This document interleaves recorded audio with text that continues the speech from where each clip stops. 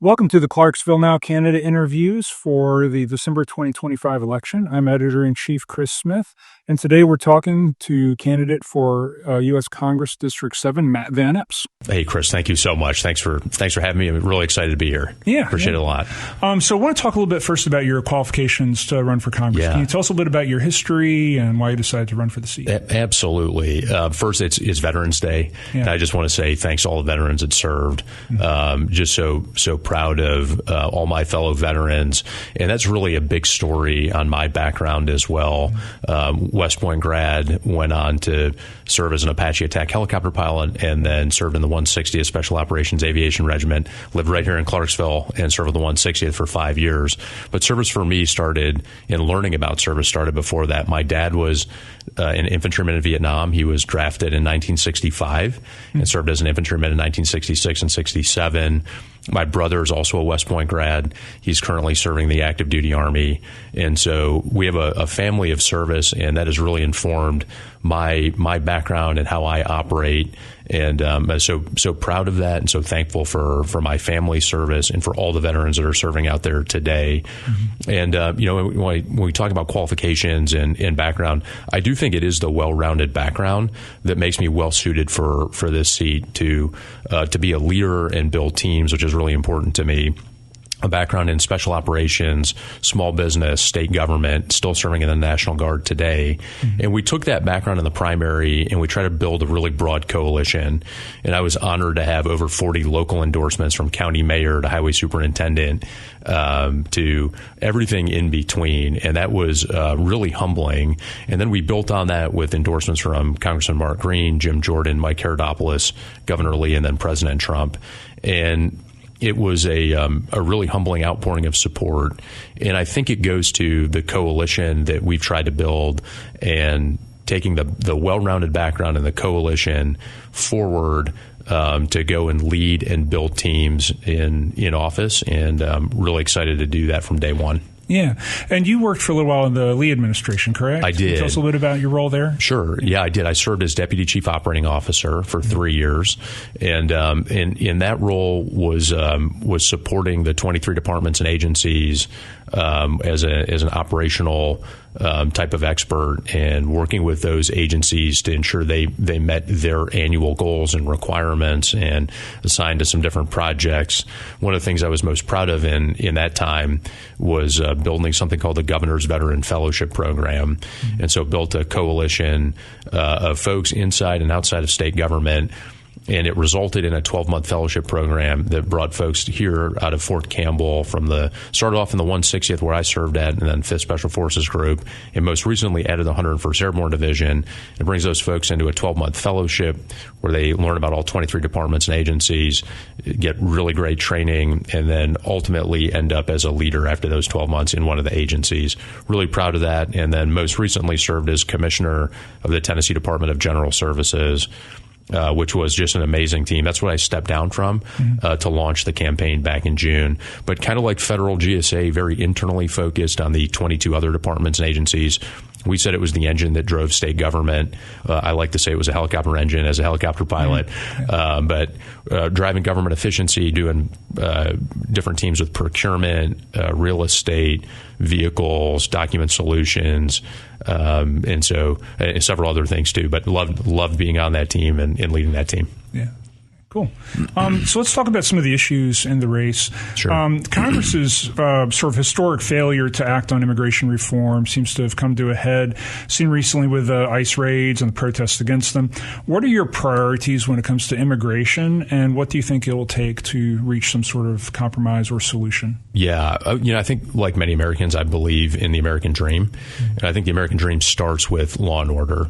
And so I fully support the president in his initiatives and efforts around immigration, fully support ICE and their operations to keep Americans safe and secure. And so I fully support the operation to deport illegal aliens. Excuse me. And I think that is a part of keeping our communities safe.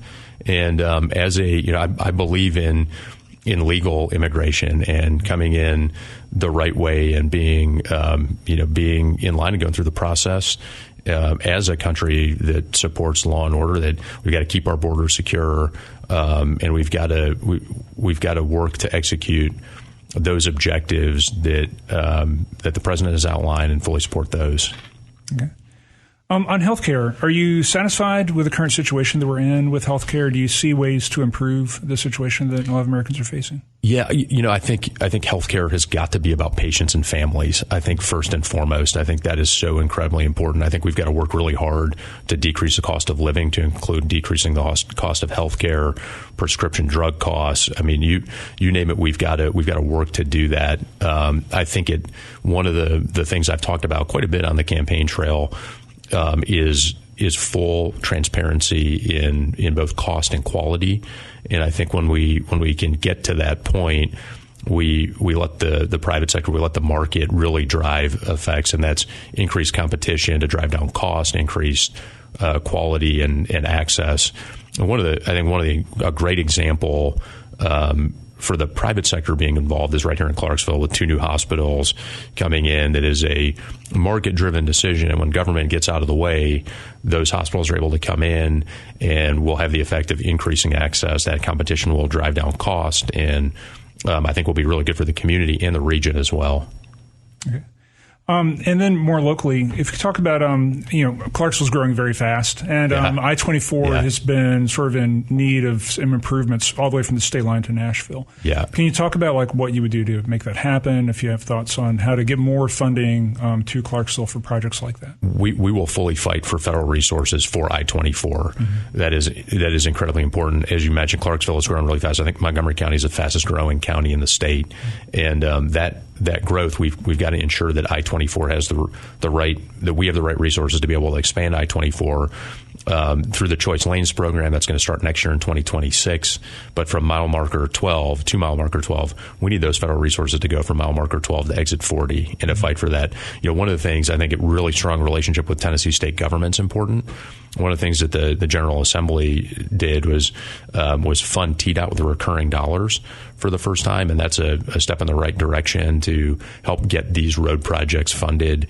But it's just the start, and we're going to have to do more. And I think that is fighting for the federal resources to be able to expand I-24 and really to have, the interesting thing about the General Assembly funding TDOT is that those recurring dollars were already built in. There's no new tax. It was a funding mechanism, I think, from a tire tax that was already in place, and it was just an innovative solution to redirect that. Mm-hmm. And I think it's another example of when we can bring the private sector in through public-private partnerships. We won't add burden to the taxpayer, and we can solve these really hard problems. And it's really important for Montgomery County, because of how fast it's growing, to get the resources so that it's the right growth and we're able to balance all of that. Okay. Well, those are the main questions I had. Was there any particular issue or anything else I didn't ask that you wanted to talk about? Sure. I think I mentioned cost of living. I think that is really important. I think there's several things I think we have to do and think about as we approach cost of living and reducing that, and reducing inflation. Housing is one. I think energy is another. We've got to ensure that we fight to have robust energy sources. I'm a nuclear proponent, and I think as we do that, as we get more energy, especially with AI and data centers becoming more prevalent, we need more data. I think we're 500 nuclear plants behind in the country, mm-hmm. and we'll have the first small modular reactor in East Tennessee at the Clinch River site.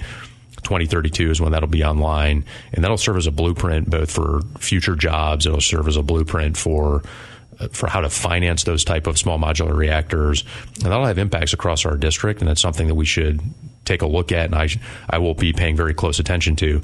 The Navy has done really great work for a long time. As an Army guy, it's hard to talk about the Navy sometimes, but on Veterans Day, I think I can talk about it. But they've done a great job in their nuclear submarines and with nuclear power, where it is a small modular reactor. They don't have to refuel, and nobody gets sick. It's a safe technology, and so we've got to look a lot at that. As I mentioned, to reduce cost of living, healthcare. I think childcare is another component to that is really important, that we have to look at reducing red tape, reducing taxes, keeping taxes really low. And I think when we can approach each of those, we can really move the needle for cost of living, which is good for our families. It's good for our farmers, our small businesses. And that's what we'll fight for from day one. Yeah.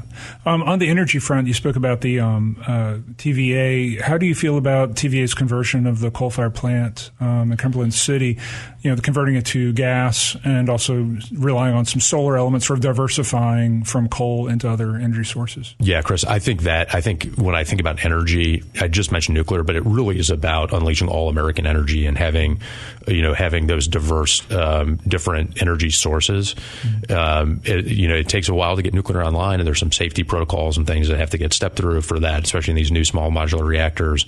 But we can't wait for that. We've got to have reliable energy now that is both important for the cost at the fuel pump, for reducing utility costs, but it's also a national security issue. And when we can do that and we can re-support our grid, we're able to reduce our reliance on foreign energy.